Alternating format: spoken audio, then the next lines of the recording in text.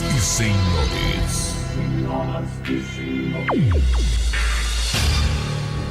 Sejam bem-vindos. Nossa viagem começa agora.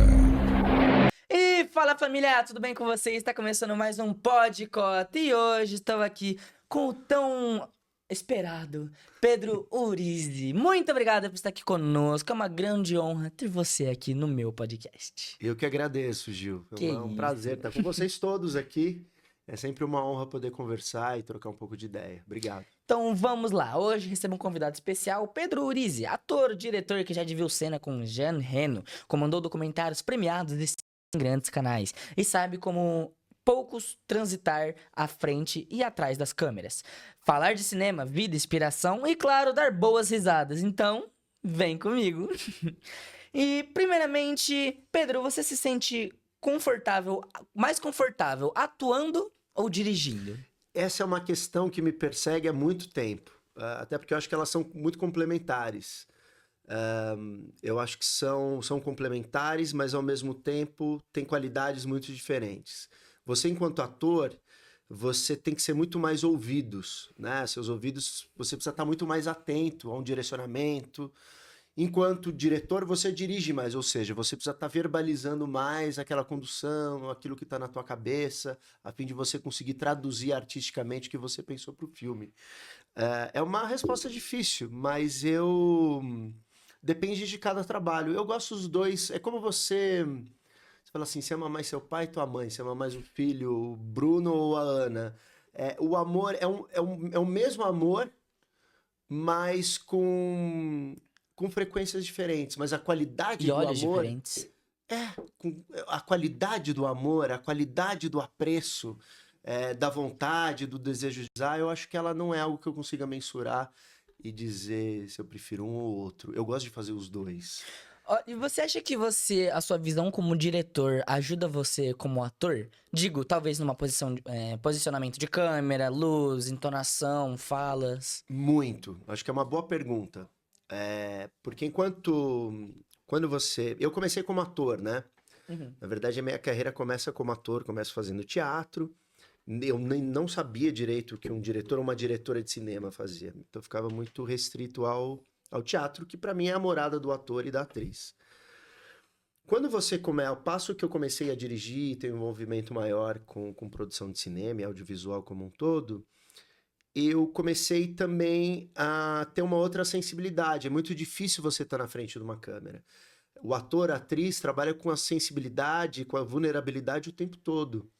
Então, se você não souber como conduzir ou ser um pouco ríspido, você pode contaminar os teus atores, o teu elenco de uma forma muito negativa. Então, acho que por ser ator e ter uma trajetória já como ator e depois dirigir, isso acho que me trouxe uma sensibilidade muito grande assim, para lidar com atores e atrizes.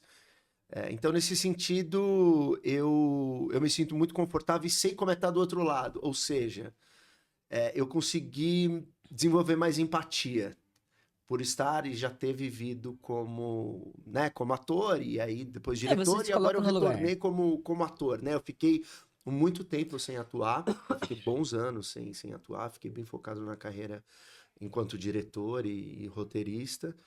E agora eu acabei retornando por conta do filme do Meu Amigo Pinguim. Só um adendo aqui, eu sou e quero continuar sendo ator, porém eu quero um dos cursos, uma das faculdades que eu quero fazer, faculdade de direção em cinema, tanto por essa ideia de, tipo, conseguir ter uma sensibilidade maior por eu já ser ator e saber como estar no lugar do ator, e também por para melhorar o meu lado artístico, porque eu sei que eu como diretor vou entender o porquê que aquela câmera tá apontada pra mim, até onde eu posso me movimentar, o que eu posso fazer ou não, se eu posso fazer alguma alteração, vou poder dar uma assistência a mais na equipe. Ser mil e uma funções, como eu sempre fui e quero continuar sendo. E qual é a lembrança mais marcante que você tem do filme Meu Amigo Pinguim? Lembrança mais marcante? Sim, senhor. Foi quando eu conheci o Pinguim. Brincadeira. Eu não cheguei muito perto nós trabalhamos foram 12 pinguins. Tinha tá? realmente São os pinguins? reais, isso pra ficar bem claro. Eu pensei que era pinguim, tipo, em CGI. Não, só as cenas que são mais... poderiam expor os animais a alguma vulnerabilidade e aí eles acabaram trabalhando na pós. Mas 80% das cenas são com pinguins reais, tá, gente? Foram 12 pinguins, então, porque eles não podem trabalhar muito tempo, eles têm um tempo limitado. Então, você tinha toda uma equipe, acho que eram mais de 10 pessoas responsáveis pelos pinguins e pelo bom tratamento, com que eles ficassem... então, eles mantinham uma certa distância da equipe, dos atores. Então, eu os vi de longe, assim, bati o olho, vi... É realmente encantador, são seres muito maravilhosos, cara. muito, e muito inteligentes também, sabe? Então foram 12 pinguins. Mas, retornando à tua pergunta, foi quando eu conheci o Jean Reno.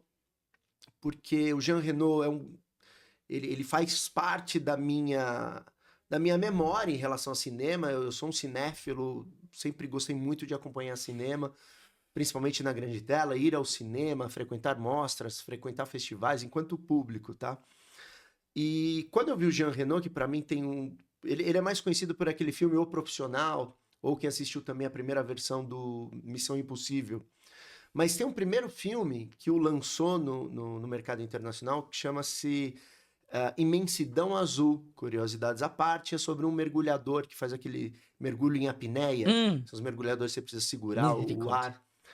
E é um filme lindo e fala sobre a relação com o mar também. Então, eu acho uma curiosa e uma saborosa coincidência de conhecer o Jean Reno nesse filme, meu amigo Pinguim, do qual eu faço o personagem dele mais jovem. Então, eu interpreto o Jean Reno 40 anos mais jovem, né? Então, para mim foi muito marcante encontrá-lo. E aí o diretor, o David Shearman, que é o diretor do filme, falou, olha, nos colocou juntos, nós fizemos uma primeira leitura, deu tela azul na hora pra mim, fiquei muito nervoso. A hora que eu sentei na mesa e tá... Meu Deus, onde eu estou? A equipe, o elenco, exatamente. Eu falei, tá, respira, Pedro, e vai. Suava, frio. E a hora, eu lembro até hoje, o Jean Reno entrou, e ele é bem alto, assim, tem uma presença. E aí ele entrou na sala, rolou um silêncio, ele foi super simpático com todo mundo. Após a leitura, fizemos a leitura, deu tudo certo. E aí o David nos colocou, falou, olha, esse é o Pedro, ele que vai fazer sua versão mais jovem, ele é um ator brasileiro, e o filme foi todo filmado em inglês, tá? É uma produção americana, história brasileira, diretor brasileiro, parte do elenco brasileiro, e filmado majoritariamente em Ubatuba. E aí ele me convidou, ele olhou pra mim e falou, bom, você quer almoçar? Isso foi acho que dia 13 de setembro de 2022. Nossa! Lembra até a data. Lembro. E aí eu vou te falar porque eu lembro da data, porque se eu não me engano foi o dia que o Godard faleceu, né? O diretor suíço, franco-suíço e tal. Mas isso me marcou muito por conta dessa data e eu estar conversando com o Jean Reno, que conheceu o Godard, né? E aí pra mim foi muito marcante, porque a gente passou uma tarde toda, ele foi muito generoso, falamos de teatro, filosofia, literatura, música. Foi uma tarde muito agradável, assim, me senti muito acolhido, porque eu tava inseguro, né, de ser, por mais que você tenha uma trajetória, repertório... É o Jean Reno. Eu acho que o Jean Reno, e eu acho que pra mim, e acho que tem muitos atores e atrizes que sentem nessa posição também, a gente tá num lugar muito vulnerável, e talvez a partir do momento que eu deixar de sentir isso, pode ser que há algo errado, sabe? Porque eu acho que a dúvida, ela também nos permite, nos deixa mais aberto para o imponderável. Eu não lembro certamente quem me disse essa frase, mas uma pessoa, eu sei que é uma pessoa que eu gosto muito, que ela disse a seguinte frase: enquanto você sentir esse frio... O Miguel fala... Olha, eu esqueci o Miguel falou, meu Deus. O Miguel ela me disse a seguinte frase: enquanto você ainda sentir esse friozinho na barriga, você está no lugar certo. Quando você não sentir mais, acabou seu tempo. É o Miguel Falabella que falou? Sim. Olha só, é isso. Pois é. Eu até hoje, eu tô fazendo um espetáculo do Peter Pan há, tipo, mais de 5 meses, 6 meses. E toda vez que eu vou entrar em cena, eu falo... Você tá ali na coxia, né? Minutos antes de Aquele, entrar na meu coxia. Deus do céu, pelo amor de Deus, eu não posso esquecer. Tem que Mas dar tudo certo. é curioso, né, Gil? Porque acaba sendo também um impulso, né? O trampolim. E aí, nesse dia, foi isso, assim, eu tava muito inseguro por essa questão. E por também, assim, falar, poxa, né, é um filme internacional, né, com uma grande estrela. Aí passa milhões de coisas na nossa cabeça. Primeiro que eu não sou... Ele é um ator francês, né? Eu sou um ator brasileiro. E foi numa boa, assim, rolou, teve uma sintonia. Então, sem sombra de dúvidas, foi um dia marcante e lógico. Cada dia, cada cena rodada também, pra mim, é um lugar inesquecível, assim. Faz tudo acontecer. E como que foi contracenar com o Jean Reno? Então, eu não contracenei com ele. Eu faço a versão dele mais jovem. Ah, que pena. É curioso, porque a gente faz o mesmo papel. Mas né? é verdade, né? A gente compartilha o mesmo papel. Então, eu sou o João jovem e ele é o João mais velho. Né? É tipo o que aconteceu comigo e com o Heriberto Leão. Isso.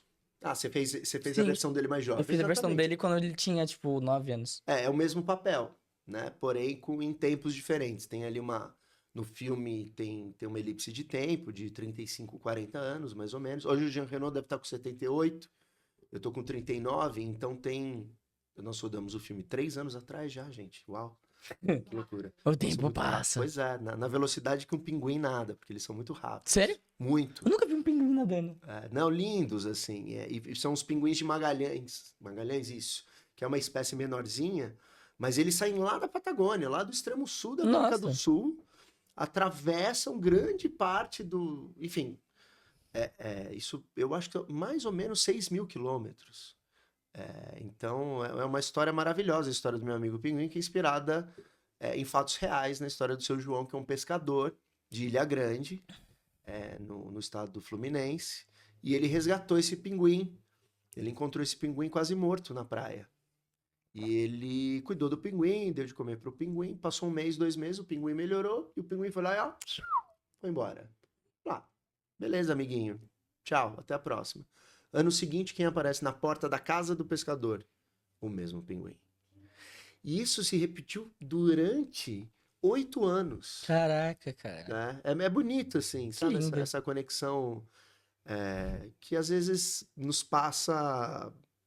A gente passa muito desatento né, a grandeza que pode ser as pequenas coisas do mundo, né? É que a gente tá tão acostumado a coisas grandes terem mais significados que quando algo pequeno, tão pequeno, dá eu digo visibilidade pra você, tipo, não uma visibilidade pública, e sim, tipo, você fica, nossa, não, tipo, não esperava isso acontecer, é engraçado.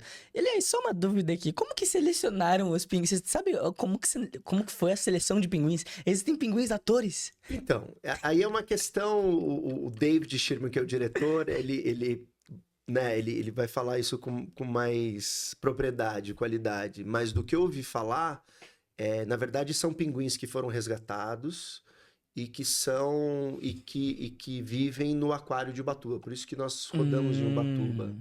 Aliás, fomos muito bem recebidos pela cidade, por todo mundo de lá. Então, são pinguins que foram resgatados, isso em toda a costa brasileira, e grande parte desses pinguins são enviados para esse aquário que já tem um trabalho extenso de cuidado com o animal. E aí eles foram, acho que, fazendo alguns testes. Então, por exemplo, tem um tipo de pinguim que ele é mais arisco, então ele é um tipo de pinguim que ele não funciona para se relacionar ali com os atores, é difícil você pegar no colo ou interagir, mas ele é um pinguim que pode funcionar muito bem quando você precisa fazer um take mais aberto e esse pinguim ele precisa atravessar a rua, por exemplo. Aí tem um pinguim que ele é mais manso, que você pode pegá-lo no colo. Então, eu acredito que a seleção, ela se deu a partir da personalidade de cada pinguim, sabe? Eu nunca imaginei estar tendo um papo sobre pinguins, cara. Pois é, que nem loucura, eu pensei que um dia eu fosse fazer um filme sobre o pinguim e fazer o Jean Reno mais jovem. Né? Graças ao David, obrigado, David. Tamo junto, David. E a certa confluência das coisas, né? Tá com a idade certa para o papel, falar inglês também, atuar em inglês, isso ajudou muito, porque, enfim, o filme todo é rodado em inglês. e já ter trabalhado com o diretor. Então, e ser parecido com o Jean Reno. E é curioso, porque o David, eu conheço o David Schirmer há muitos anos, assim, há mais de 15 anos. Eu fiz o primeiro longa dele, o Desaparecidos. E ele sempre brincava comigo. Ele sempre falou, pô, eu acho que você é muito parecido com... Ele falava do John Turturro, que fez Faça a Coisa Certa, do Spike Lee e tal. E aí depois eu fui amadurecendo e foi falando, olha, eu acho que você tá ficando a cara do Jean Reno e tal. E ele falou, olha, um dia, se eu fizer um filme com o Jean Reno... Olha... Dá pra acreditar. Que loucura, né, cara? É sério. Ele falou, eu vou te colocar no cast.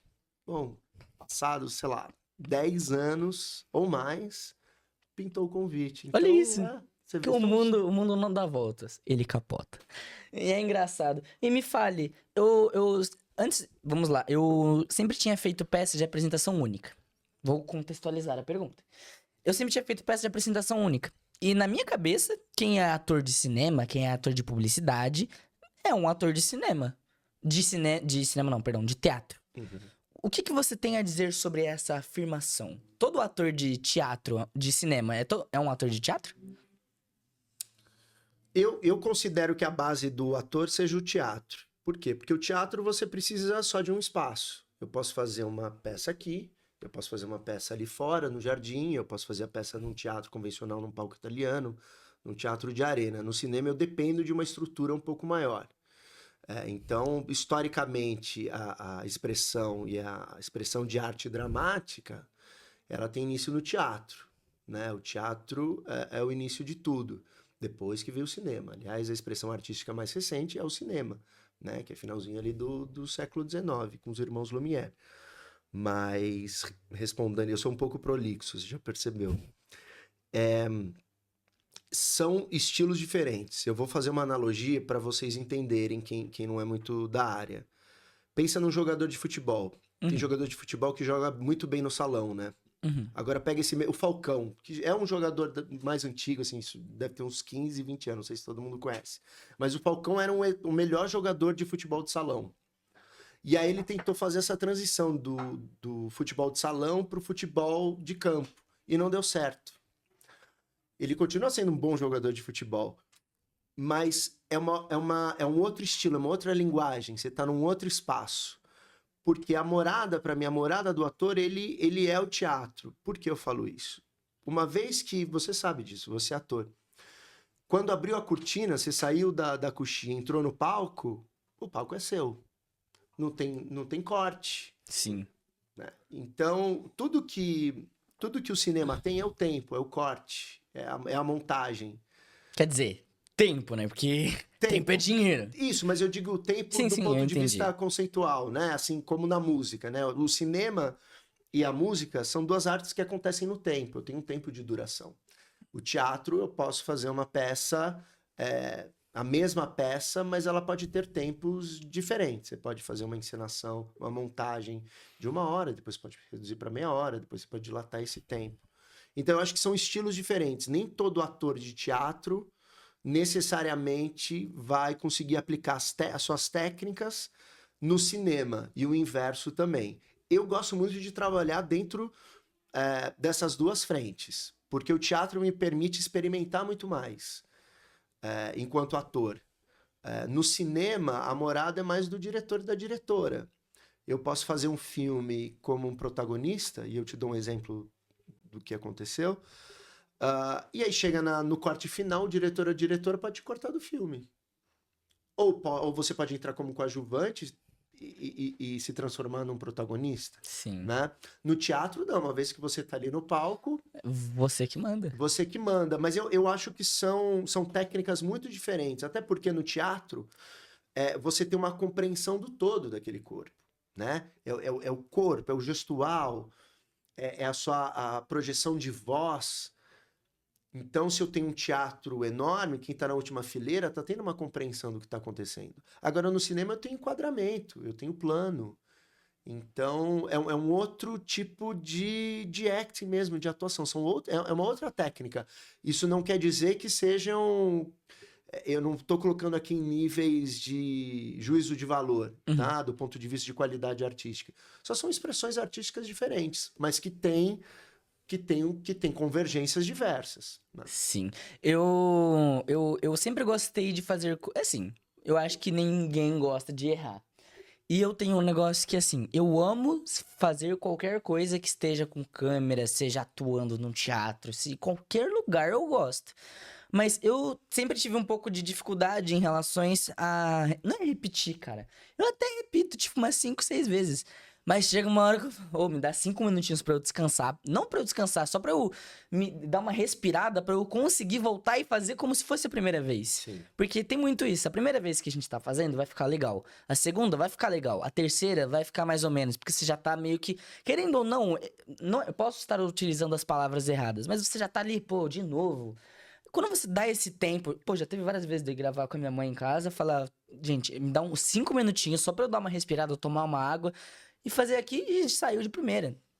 E no teatro é isso, você tá ali em cima do palco, é como se fosse uma dança. Você não pode parar a dança, tem que continuar dançando, não importa se você tropeçou, se você caiu. Já teve várias vezes, no Peter Pan tem uma cena que eu entro de índio, com um cocar na cabeça, tipo um bucket, só que um de cocar. Eu entrei no domingo passado com o cocar caiu.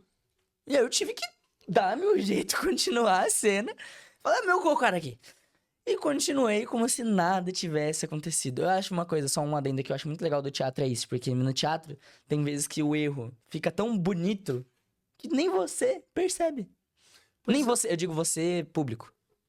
Não, eu acho que é uma colocação importante, sua, Gil, porque eu particularmente, como diretor, às vezes tem erros, eu posso estar dirigindo uma cena, tem erros que vão funcionar muito bem. E aí, de novo, acho que a gente está sempre lidando com esse elemento surpresa, sabe? Que é a vida, que faz parte do nosso cotidiano. Claro, no teatro você não vai ter um take 2. Você precisa continuar levando o show, né? No caso do cinema, você tem já essa proteção do corte do diretor. Então, cortou câmera, beleza, vamos para o segundo take, terceiro, quarto take. E aí, de novo, são linguagens diferentes em plataformas distintas, que tem muito diálogo, obviamente, mas que são técnicas muito diferentes. E aí se você tem uma orientação de qual plano, qual que é a objetiva que eles estão usando, você vai conseguir se posicionar muito melhor. Eu vejo que no cinema eu posso fazer um filme muito mais silencioso, né? Mesmo menos verborrágico, por assim dizer, do que no teatro. O teatro eu preciso da palavra dita, né? No cinema não necessariamente. Não obstante, o começo do cinema é o cinema não falado, né? Que só vai mudar em 29, quer dizer, você já tinha aí 30 anos de cinema não falado, ou conhecido aí como cinema mudo, que não era mudo, porque você tinha ali uma trilha ao vivo tocando, mas você pode fazer um filme com imagens. Quer dizer, a imagem é o formalismo, assim, dentro do formalismo do cinema, dos aspectos formais do cinema, a imagem é o principal. E aí que tem uma curiosidade. Para mim, acho que a gente aceita muito bem a ideia do cinema, do corte do cinema. Quer dizer, isso é baseado em 2 livros, tá? Do Walter Murch, Num Piscar de Olhos, e um outro A Teoria do Cinema, The Theory of Film and the Redemption of Physical Reality, do Krakauer. Misericórdia. Eu já é um texto decorado, tá, gente? Por isso que eu consigo falar rápido assim. Mas que eles falam que a gente aceita enquanto público o cinema, porque é como a gente sonha. O que é o sonho? É uma sequência de imagens em movimento. Pode ser um sonho linear ou não necessariamente, mas que ele vai contar alguma história, né? Sim. Então eu acho que por isso que a gente aceita o cinema, a ideia do cinema tão bem assim na nossa vida. Eu acho que tem essa relação com o sonho. Isso faz sentido. Você acha que a pandemia, ela te afetou o seu trabalho, tanto como diretor e ator? Muito. Por quê? Bom, primeiro o pânico, né?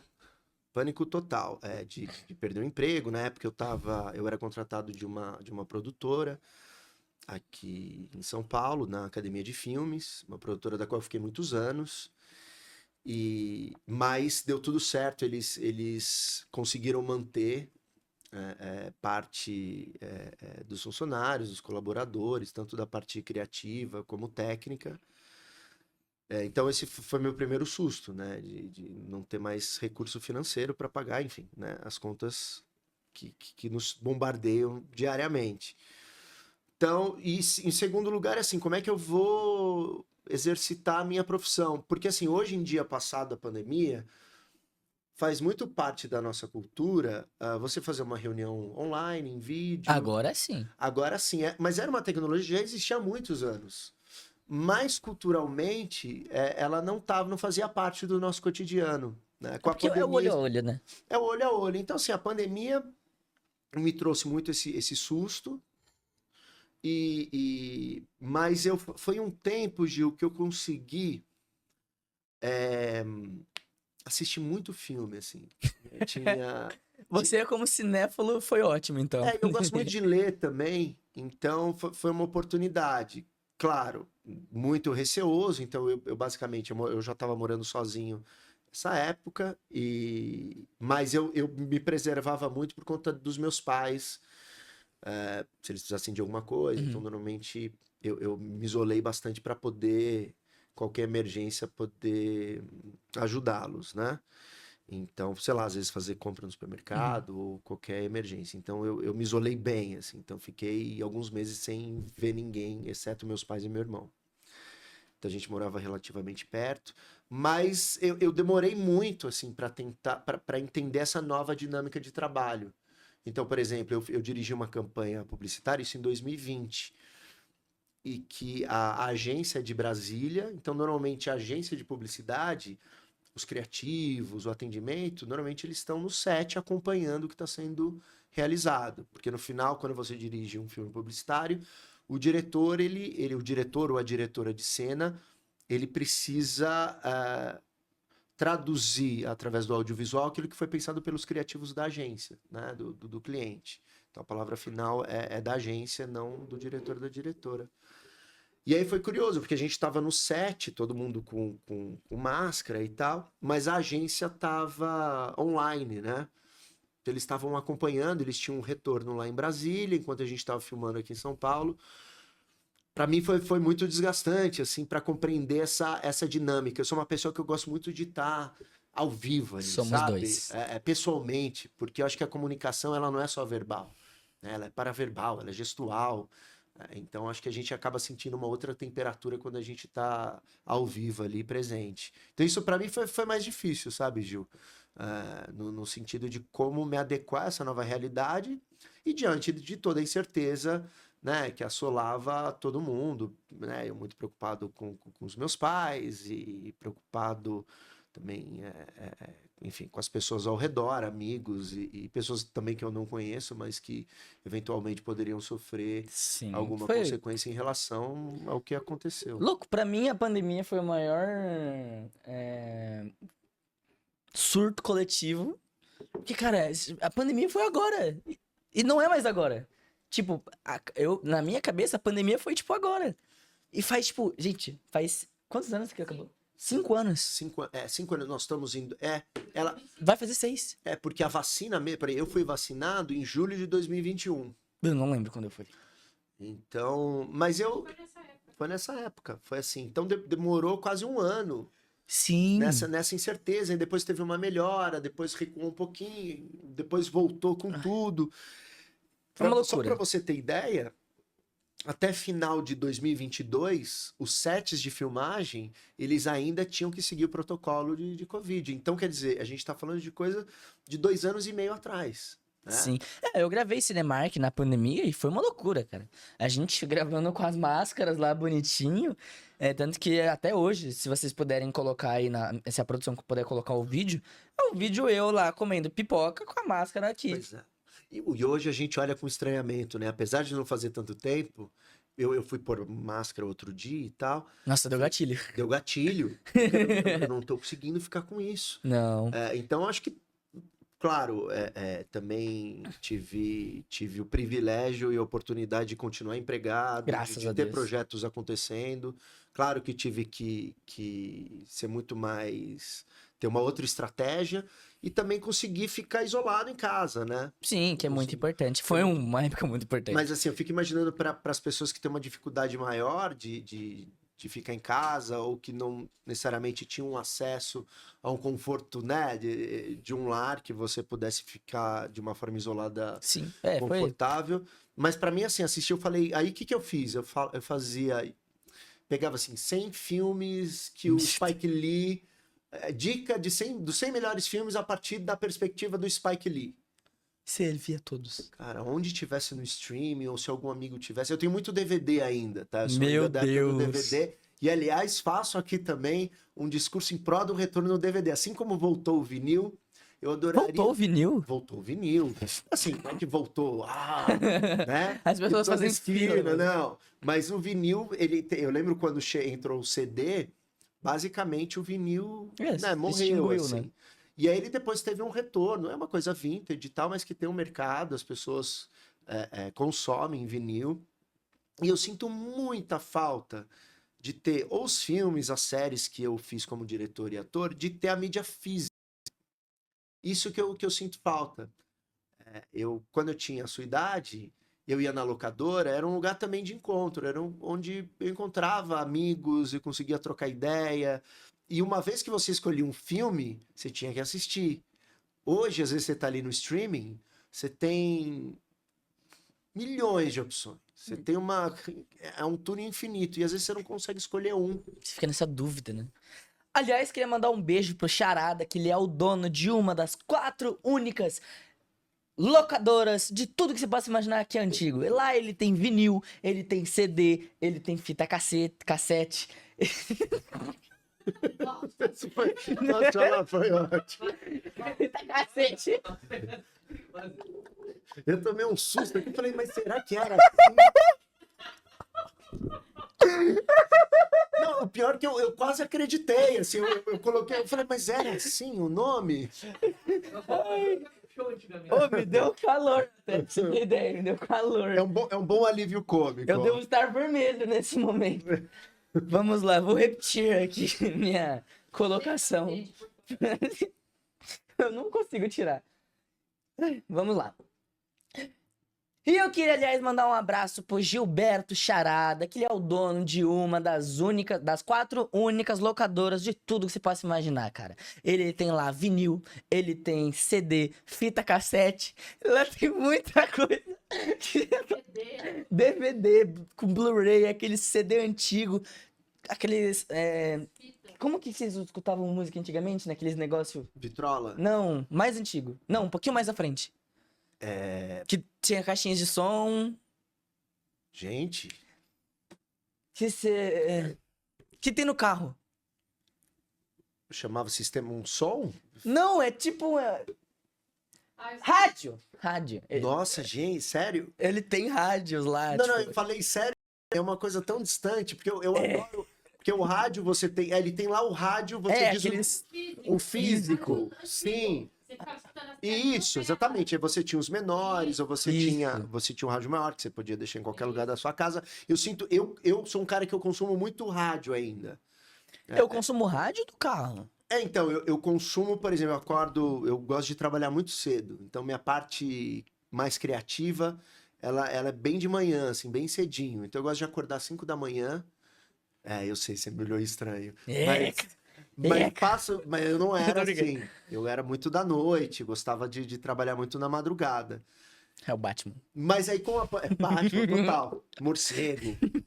Mas com a pandemia, eu comecei a acordar muito cedo. Sério? E aí mantive claro, que às vezes acaba acordando um pouco mais tarde, mas segunda a sexta eu consigo acordar, sei lá, 5 e meia da manhã. Cara, sabe o que é engraçado? Como eu sempre estudei na minha vida inteira, teve uma pequena parte, uma época sombria, tipo igual a idade, o período medieval, que a gente tem certas partes da história que a gente prefere esquecer. É tipo a minha vida, essa parte que eu estudei de tarde, a gente prefere não lembrar. Eu estudei de manhã praticamente a minha vida toda, desde que eu me conheço por gente. E eu acostumei a acordar, tipo, 7, 6 da manhã. Então, cara, sábado e domingo eu acordo 7 da manhã. 7 da manhã. E eu acordo e eu falo, por que eu acordei 7 da manhã? Eu posso dormir até a hora que eu quiser, eu tô cansado, eu só quero dormir. E aí meu corpo fala, levanta.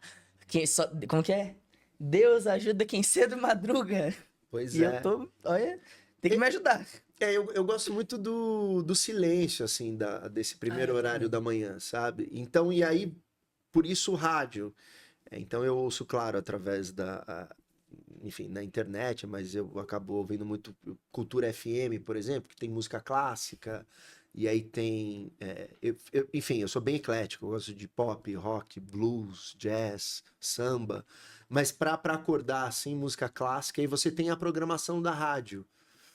Então acaba sendo uma companhia e que acaba conduzindo assim o meu dia. Que legal, cara. Né? Mas eu achei curioso você mencionar do rádio, que é uma coisa assim tão distante e que fez parte muito da minha infância, né? Todos os lugares que a gente ia, você tinha um rádio, o rádio ou o radinho menor, assim, para acompanhar jogo de futebol. Cara, mas eu gosto da ideia do rádio, é uma ideia boa. Tipo, eu sinto falta também, só um adendo aqui antes de ir pra próxima pergunta.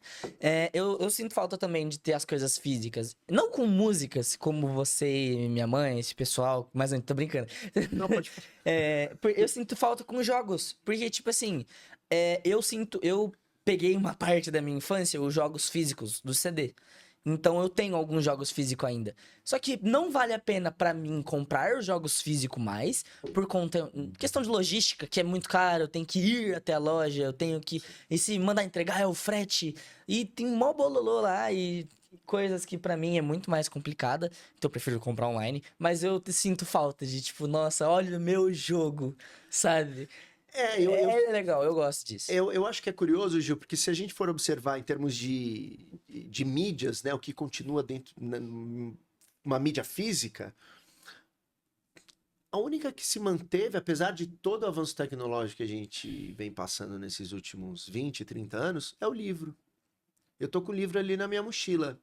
Porque eu gosto de ter o livro. Ah, eu também. Eu não consigo. Às vezes eu compro os livros e acabo não lendo todos. Adoraria, mas não consigo. Tempo. Tempo, e às vezes você começa a ler um livro também, o estilo não bate. Mas quando você pega um bom livro, eu tô lendo agora o livro Trincheira Tropical, do Rui Castro, que é maravilhoso. Fica a dica. Para quem gosta de história e quer entender um pouquinho melhor o Brasil no período ali dos anos 30 e 40... no pré-Segunda Guerra e durante a Segunda Guerra Mundial. Então é um livro que eu tô embalado nele, assim, virou meu melhor amigo. Mas é uma mídia que ela resistiu ao tempo. O que eu tô falando aqui, falei anteriormente do DVD, não é que eu acho que a gente tem que negar as novas tecnologias, muito pelo contrário, faz parte do nosso tempo. Né? As pessoas que vão assistir, vão ouvir esse podcast, elas vão estar atreladas a uma nova tecnologia. Se não fosse isso, nós não estaríamos aqui. Realmente. Então eu também não posso ignorar esse fato, né? E é o trabalho, querendo ou não. Exatamente. Agora eu acho o caso do DVD, não é que eu preciso ignorar o streaming, eu preciso ignorar outras formas de acesso, de consumo de filme. Mas, poxa... Acho que poderia voltar a ter lançamentos pontuais de DVD também, sabe? Eu acho que seria formidável. Assim. Seria engraçado. Assim como o vinil voltou. Sim. Só um adendo aqui, você falou que você tá lendo um livro sobre a época do Brasil entre 40 e 60, é isso? Entre 30 e 40. Entre 30 e 40? Eu tô lendo um livro que conta um pouquinho antes disso. Do Getúlio Vargas. O livro se chama O Primeiro Golpe do Brasil, que é um livro maravilhoso. Aliás, um beijo de Ricardo Lessa. Tem uma versão autografada. Aliás, eu quero agradecer, Ricardo Lessa. Você me ajudou na minha prova de história. Porque eu descobri, tipo, uma semana antes, o professor passa uma semana antes a questão da prova. As questões não. A matéria da prova. E eu falei, nossa, que interessante. Eu tenho um livro sobre isso. E, tipo assim, a apostila, ela pega temas superficiais e na prova cai temas mais aprofundados. Porque a escola entende que os alunos têm que estudar em casa. E na apostila não tem isso. E aí eu tinha um livro que contava detalhes de Getúlio Vargas, entrevistas com Machado de Assis. Pessoas, assim, que passaram por esse momento do primeiro e segundo período do Getúlio Vargas, que de 35 ali meados de 35 e depois em 45, que, tipo, foi algo, querendo ou não, histórico, entrar na história do Brasil. E obrigado, Ricardo Lessa, porque, cara, sem você, eu não sei o que seria de mim. E é muito saboroso, né, Gil? A gente poder também ter uma compreensão da história do nosso país. Então a gente pega o próprio período do Vargas, né? Ali a gente já teve uma... se eu não me engano, ele dá um golpe no Washington Luiz, ele assume o poder, e aí depois ele meio que dá um autogolpe. Depois ele acaba proclamando uma nova Constituição, se eu não me engano, em 37. E aí depois ele fica no poder até... É o Estado Novo. No 37 começa o Estado Novo, né? A ditadura varguista e tal. E aí, o livro que eu tô lendo agora, ele deve seguir. Agora eu tô em 42, que é mais ou menos quando o Brasil começa a se distanciar do eixo, Uhum. né? Para quem não sabe, o eixo era o Império do Japão, a Alemanha e a Itália, né? E os aliados eram compostos por outros países capitaneados pela União Soviética e pelos Sim. Estados Unidos. E aí foi esse período de 42, 40, que o Brasil começa, a política internacional do Vargas começa a se distanciar da Alemanha e começa a se aproximar dos Estados Unidos. Então eu tô nesse exato momento do livro, Caraca, que legal. mas o epicentro da história toda é o Rio de Janeiro dentro desse contexto. É muito saboroso, assim. Interessante, a gente tá lendo um livro, cada um estamos lendo livros diferentes que contam o mesmo estado, na mesma época, mais ou menos, né? Pois é, olha, curioso. Que coincidência. Idades extremamente diferentes, né? Pois é, você vê como é Então, o... por isso que é conhecido como jovem ancião. Então, nós temos a alma antiga, mas como eu sou bem mais velho que você, eu tô muito mais antigo. Mas quando eu tinha sua idade, eu sempre me senti uma pessoa antiga. E antiga aqui somos. como elogio, tá? Porque eu acho que tem uma... Então não é antigo, é vintage. Olha, desculpa, não é antigo, é vintage. Exatamente. Tá. Alma vintage, é isso. Almas vintage. E eu tenho uma última pergunta pra você aqui. Me fale sobre o seu trabalho de diretor. Cinema ou publicidade? Qual a diferença? Cinema você tem autoria. Cinema, quem vai estipular majoritariamente o último corte, quem vai definir o conceito artístico é o diretor ou a diretora, Sim. né? Então, o cinema é um trabalho mais autoral. A publicidade, ela tem uma linguagem cinematográfica, mas ela é uma simplificação, né? Porque normalmente a publicidade ela acontece em 30 segundos, ou às vezes menos. Mas a publicidade, ela tem como objetivo vender Algo. um serviço, um produto. O cinema não. O cinema, do ponto de vista artístico, Já é ela o tem produto. ela tem um compromisso com o artista, né? Então, idealmente, você faz aquilo que melhor atende à tua necessidade de realização artística. Na publicidade, tem uma criação prévia que não veio do diretor ou da diretora, ela veio de uma agência que pensou naquilo durante muito tempo, mas que tem como um objetivo vender um produto ou um serviço. Isso aqui, e de novo, não estou fazendo, não é um juízo de valor que é melhor ou pior, mas são questões muito diferentes. Então a publicidade ela costuma ser uma simplificação do ponto de vista de storytelling. Então, Marketing digital. você vai trabalhar ali com um tempo muito menor. Então a sua retenção em relação àquilo vai ser menor. Você pode lembrar aí de campanhas publicitárias que foram muito famosas. Do toque, toque, toque. Quem Mas, é? então, É o mas você frio. vai lembrar de quem? De quem criou, do criativo, não do diretor, quem dirigiu. Então, enquanto diretor, eu respondo à direção criativa que desenvolveu e pensou naquela ideia, né? À vontade do cliente. E como diretor de cinema, não. Né? A condução e o propósito e os fundamentos estéticos ou proposta de estrutura narrativa, ele vai estar a cargo do diretor e da diretora, majoritariamente. Claro, você pode ser um diretor contratado de Que legal. um streaming, e aí você tem que saber como lidar com a demanda da produção executiva. Mas eu acho que, para deixar de forma simples, seria essa melhor tradução, a diferença entre publicidade e cinema. Entendi. Vamos entrar agora no jogo rápido. Vou te fazer uma pergunta. Olha. E você tem que responder o mais rápido possível, tá bom? Beleza. Então vamos lá. Eu sou em uma única palavra. Curioso. Eu nunca, mas eu faria. Pular de paraquedas. Nossa, eu nunca e não faria. É uma ótima pergunta. Se você tivesse 5 minutos pra pedir perdão pra alguém, quem seria? Pra mim mesmo. Por quê? Porque eu acho que às vezes a gente joga um peso muito grande, eu me cobro muito, sabe? E eu preciso aprender a ser gentil comigo mesmo. Oh, que fofo. É. Nossa. Um lugar onde você se sente completo. Na casa dos meus pais. Seu maior medo na vida é? Perder a inspiração. Se eu pudesse realizar... Eu digo você. Se eu pudesse realizar um desejo, eu...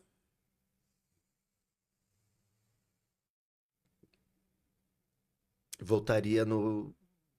Criaria um desejo? Peraí. Falhei aqui, hein, pá. Pensei demais, não pode pensar muito, né? Não, Falei tem que ser nessa, rápido. Gil, foi mal. Então, próxima. Uma frase que te defina.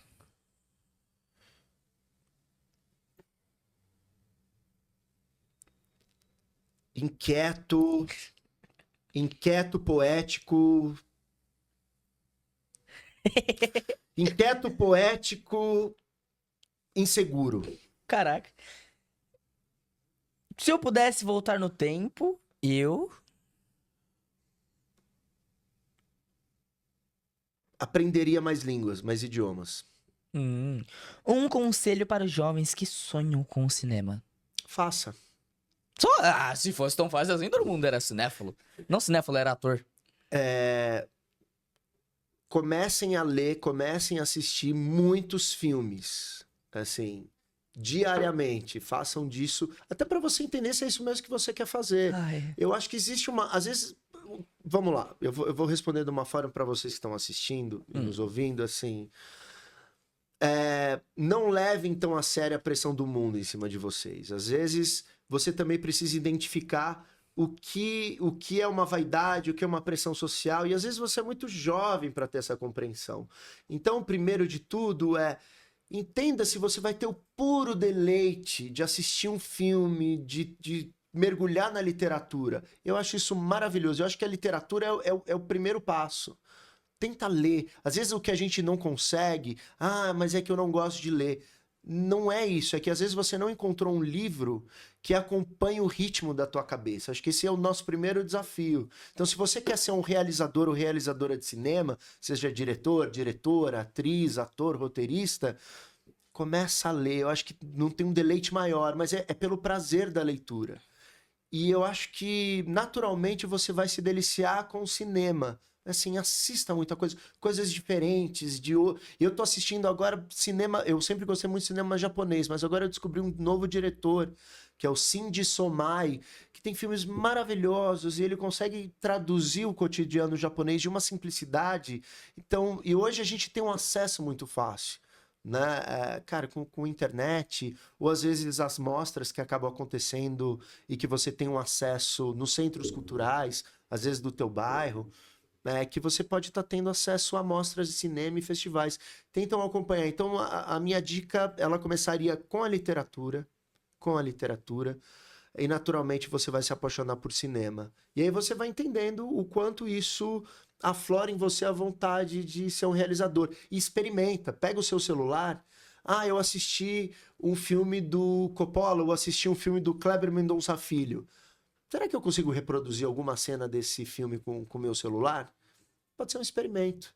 Né? Eu acho isso formidável. Assim, E não deixa essa pressão que às vezes da nossa própria vaidade, a pressão social de colocar e impor algo em você. Eu acho que tem que ser algo naturalmente. E se a gente começa a saborear, enquanto público, a literatura e o cinema, eu acho que é um caminho muito mais honesto com nós mesmos. Assim. Sim.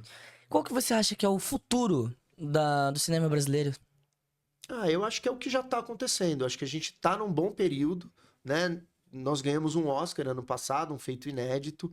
Esse ano a gente está indo muito bem também. O próprio filme do Kleber Mendonça Filho, O Agente Secreto, levou 2 prêmios do Festival de Cinema de Cannes, que para mim é um é o maior festival de cinema do mundo, né? São 10 dias de festival, de nacionalidades. Eu tenho um Cannes. Você tem um De Cannes? prata. É? Leão de prata. Olha. É de prata, né? Na publicidade. Na publicidade, da hora, né? Que legal, não sabia. Parabéns. Valeu. É isso. Tira o Então, chapéu. Eu não tenho chapéu, mas eu vou tirar meu chapéu imaginário. Aí. Pronto. Então, eu acho que a gente tá num bom momento do cinema, mas a minha ideia de um cinema do futuro é que a gente venha consumir mais cinema nacional enquanto brasileiros e brasileiras. E para isso, o streaming tem que estar mais aberto a produções nacionais. Sim. Né? A gente é um país enorme, um país continental, com 6 biomas, com características muito diferentes, do sul ao norte, mas a gente quer se ver na tela. Sim. Sabe? A gente quer se ver na grande tela. Eu adoro cinema europeu, adoro cinema asiático, adoro cinema iraniano, sou apaixonado. Cinema americano também. Mas, poxa, eu quero também ouvir o meu idioma, ver minha cultura na tela. Então, se eu tivesse um desejo, respondendo aquela pergunta da qual eu não consegui responder, que a gente pudesse ter mais acesso ao cinema nacional no streaming. Eu apoio esse desejo. Eu daria a minha metade do desejo pra realizar o seu desejo, que também é o meu desejo. Nossa, então que, tamo junto. que paralelo, né? Se você encontrasse o Pedro do começo da carreira, o que você falaria pra ele? Seja menos paranoico e acredite mais em você. Não dê muito ouvidos às incertezas, assim. Eu acho que o fazer, o movimento, a ação é o mais importante. Eu não tenho grandes arrependimentos, não, tá? Apesar de ser uma carreira muito difícil do ponto de vista prático, você trabalhar com arte, porque você está sempre dependendo de né, uma política de Estado, ou dependendo de uma onda que esteja a favor do cinema. Você está lidando ali de novo, né, com um elemento surpresa, imponderável, todos nós. E você, como artista, você sabe disso também. Mas eu acho que tem que continuar. Senão você vai fazer outra coisa, assim. Você, enquanto artista, ator, atriz, diretor, ou músico, escritor, tem algo dentro de você que é muito superior a qualquer outra coisa e que você não tem escolha. E quando eu escolhi ser ator, na verdade, é porque eu queria ser tanta coisa na minha vida e que só sendo ator eu tenho essa possibilidade de viver 1001 vidas em uma só. Muito interessante. Eu escrevi isso até outro dia, que assim, diversas vidas passam pela minha retina. E eu acho que quem é ator e atriz tem essa possibilidade, que é uma possibilidade incrível de você compartilhar esse tempo com pessoas que têm uma mesma paixão. Sim. Então, eu não teria nada para talvez aprender mais, sabe? E me tirar desse lugar de dúvida e de muita insegurança que permanece, mas para falar, olha, Pedro... E claro, a gente consegue ter essa maturidade para falar do passado, porque ele já foi. Sim. Né? Eu acho que, só um adendo aqui, fugindo um pouco da pergunta, se eu fosse me dar um conselho, eu no futuro dar um conselho pra mim agora, seria o mesmo que o seu, sabia? Mas não vamos entrar nesse assunto, até porque a pergunta não foi pra mim. Então, infelizmente, eu tenho uma péssima notícia pra te dar, cara. Infelizmente, o nosso Podcota acabou. Depois dessa confusão que teve no finalzinho. Quero agradecer primeiramente a Deus e meus pais, a Renata da Festa Lembrancinha aqui dessas canecas maravilhosas, ao Vitor, que tá ali atrás. Beijão, cara. E obviamente a vocês que estão aí na telinha, atrás da tela, no caso. E obviamente a você, cara. Muito obrigado por estar aqui e dividir um pouquinho essa tela comigo. E dar oportunidade para um jovem rapaz te entrevistar e te desafiar, muitas aspas, né? Te desafiar num bate-papo. Eu que agradeço a oportunidade. Foi muito bom estar aqui com você, com vocês. Né? Agradeço a produção também. Então é muito importante, eu acho que ter esse diálogo, né, com você, que é um artista... E que é um exímio profissional também. É um bate-papo, apesar da diferença de geração entre nós, a gente tem algo em comum, que é a paixão pela arte. Então agradeço pela oportunidade, foi um prazer estar aqui com vocês nesse dia tão especial de conversa, de diálogo. Obrigado. Foi tão gostoso, né? Eu acho que o título desse podcast vai ser Os Amantes Artísticos. Isso é um bom nome, daí uma boa dupla. Então, pera, que eu tenho agora sim eu tenho uma última pergunta. E ser cineasta e poder transformar realidades em poesia, pode? Pode, Cota. Aê, então vem comigo, família.